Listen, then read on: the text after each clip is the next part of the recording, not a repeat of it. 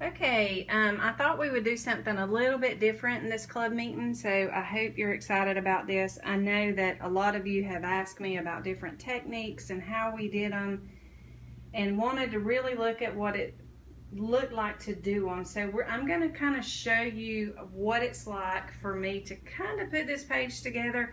I've been working on this page about 30 to 45 minutes before now. So there's some time involved already, but that's because if you look over here, I have my Pinterest account open and I've marked some of the pages. This one in particular is one we're going to look at today. And I took that design and kind of made my own thoughts with it. So today we're going to look at, our theme today was sewing on scrapbook pages, but we're going to take that a little bit further, and I'm going to show you how to do a lot of embellishments. So the first thing I want to show you, we've talked about using the distressing inks. So this is my distressing ink, and all I do, this is a 4x6 mat that I've already cut out so that I could do this and show y'all in a timely fashion. But all you do is take your distressing ink, and notice I'm not being neat with it, quite the opposite, and you just go around your corners. These are also called like ink footballs, stamping ink. You can use the larger inks. They're not as easy to work with, but you can use those. And so you have a really neat little project that you can mat your photos with, and it makes a big difference in how they stand out. So if you look at this page, I've already got this laid out for the most part, and I'm going to just show you how I put them down really carefully. Remember, we talked about using a Hermafix or a Dotto refill. So this is my Hermafix. They actually call it a Herma now. But what I did is I laid out my papers kind of how I wanted them, and now I've got to put them down. Remember, I tell you to always cut them, and then we can go back and change it if we need to. Now my Herma's old, so it doesn't always come out like it's supposed to. I need to get a new one, but you can take them off and put them where you need them to go. So see that I've got the little stickies on the back, and then I'm going to put my bottom pieces down first, just like this, and you're going to line it up. Again, it doesn't have to be perfect. And then you're going to do the same thing with these mats. And notice this is two-sided paper, but I wanted the blue on these two and the patterned paper there, so that it's not too much pattern that when people look at it, it hurts their eyes. So I'm going to put this down, and then I'm going to do the same for my other mats. And notice I'm not making sure they're in the corner, because this is going to be in a page protector.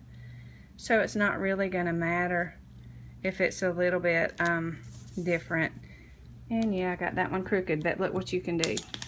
You lift it most of the time and replace it. And I think my paper's crooked actually, but that's okay. Then I wanted to show you this too. If you really want a picture to stand out and do something fun, this is just a corner punch, and you just lay your mat in here, and it's rounding the corners. See how the corner is now rounded? So that this picture is going to stand out just a little bit differently. And see, it's putting the paper out on the bottom. Some of them catch them. But so you've got a little bit different photo to put out. And then I'm going to mat it the same way. Whoa, that one kicked out a lot. So then I have this really pretty circled edge here, and I have a lot of people that ask, how did you get that circle like that, a piece of paper cut? Well, I'm going to show you. If this was the color, if this was the page I wanted to be here, all I'm going to do is turn my page over, place a circular object. I simply have a piece of paper plate, and you take your pencil and go around the edges, and then you cut it out. Now when you cut it, you use a very sharp pair of scissors, and you cut very slowly, and that's how you get a straighter edge. So that's what I did here, and then I distressed it.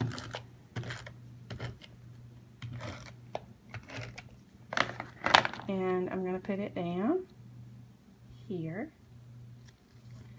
And then if you notice, I have a piece of ribbon here. And the easiest way, a lot of you were so interested, this is the Xyron. It's the 1.5 inch Create a Sticker. And what I'm going to do is slide this ribbon down in there until it stops, till I can't push it any further. Then I'm going to take this piece of paper and pull it out until it clears this cutter right here. And I'm going to cut the paper out. Now what you want to do next is very important. You're going to rub your finger over the top of this to make sure that you're sealing the adhesive underneath that piece of ribbon. Then you're going to pull this clear part off, just like that. And then you're going to pull your ribbon. Now look, this is not sticky. Told y'all this would blow some of your minds. The bottom of this ribbon is very sticky. So I'm going to take it and put it at the top of my page and just press it down. And notice it goes over the edge. So I'm tucking it in so that I have an extra embellishment to my page. Another thing, good gracious, this one is really crooked. It's driving me crazy. So give me just a second. That's a little bit better anyway. That whole paper I think is crooked. Okay, the next thing that we've talked about a lot, and if you'll just zoom in on that, is rub-ons. If you remember, we talked about rub-ons a good bit and how to use them, and y'all thought they were really neat and loved them. So, this is how we use rub-ons. I know that some of you were like, that is so cool. So let me get my popsicle stick. And what I did is I found a whole set of birthday rub-ons. Had a lot of words and a lot of symbols and all that in it. So you place this on it. Notice there was a piece of paper behind here to protect it. You're just going to take this off, lay it where you want it to go, and go over it with the popsicle stick. And if you, I doubt y'all can see this, but if you were here, you could really watch it, how it leaves the paper down, the clear part. Oops. Now notice that part didn't come off, but I'm just going to go back over it.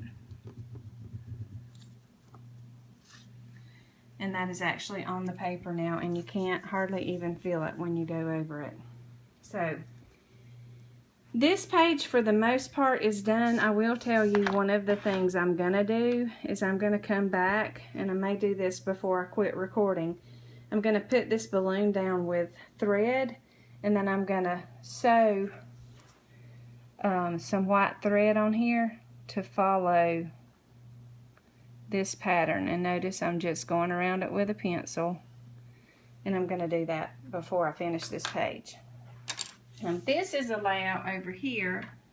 Yeah, thanks for doing that. This is actually embroidery thread, and that's all you use, or cross stitch thread, whatever you want to call it. And that's all I use on these. So this is another layout that I did all of the steps you just saw. I distressed my paper. I cut it down to the sizes I wanted it, and I'll actually give you these sizes in the class. And then I took my ruler after I had this down. Now I've already put my Hermafix on it, and this paper is down. And I put my ruler down, and I wanted these stitches 1 inch apart. So I laid out my ruler, and I took my pencil, and I marked these each spot with my pencil. Then I took my paper piercer, and I couldn't find my mat, so I just used my mouse, and I put underneath here, and then I just took my paper piercer and punched each hole so that there's a hole there. I don't have to guess where to put my thread, and I went through each one and I made my little X's, and then now I'm just coming up through this hole and going down in this one to finish it. and then I'll go behind it and tie my thread. So that part of the page will be complete. And just so you get to see it completely finished, let me go ahead and cut this off. I'll show you a quick way to do this. In case you don't have time to tie it, you can also take your Herma, get a sticky off the back, and just temporarily put it down and come back to it in a bit so it's not in your way.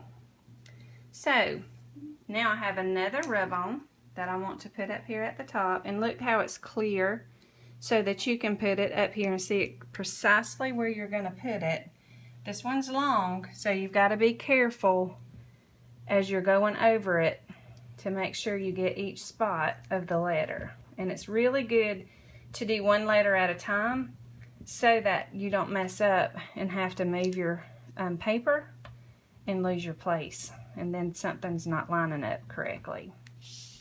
So I'm going to do birthday really quickly.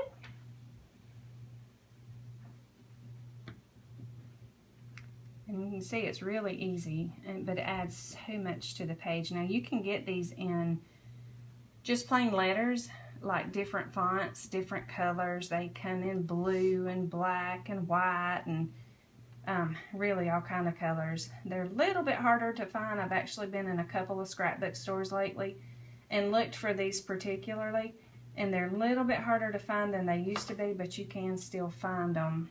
And they're called rub-ons. I know some of you are really interested in these. All right, I'm going to take this up really slowly and make sure none of it is left. Feels like that's part of it sticking, but it wasn't. So I have birthday at the top of my page. I'm going to do the same thing with my little hat down here to add a little bit. Some people say my pages are too busy, but that's the way I like them.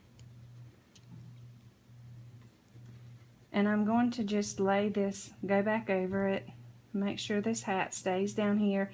Remember how we've talked about different embellishments and that kind of thing? Well, the balloon button that I showed you earlier, the thread, the rub-ons, all of that adds to our embellishments. And the last thing I'm going to add, and I'm not going to do it while you're in here, I'm going to add this at the top of the page, and I simply made this with a die cut machine and put it on that way. When I get my pictures developed, I'm going to have two pictures here. This is a photo mat, this is a photo mat, and this is a photo mat. And so if I move all of my trash out of the way, if you'll zoom in on that, you'll see what my son's 18th birthday layout is going to look like for his senior album. So I hope you enjoyed this. It actually hopefully will make it live if I can figure out how to do this for our club. And you actually got to see each product in use. So you'll have to let me know how you like it. Anyway, thanks for watching.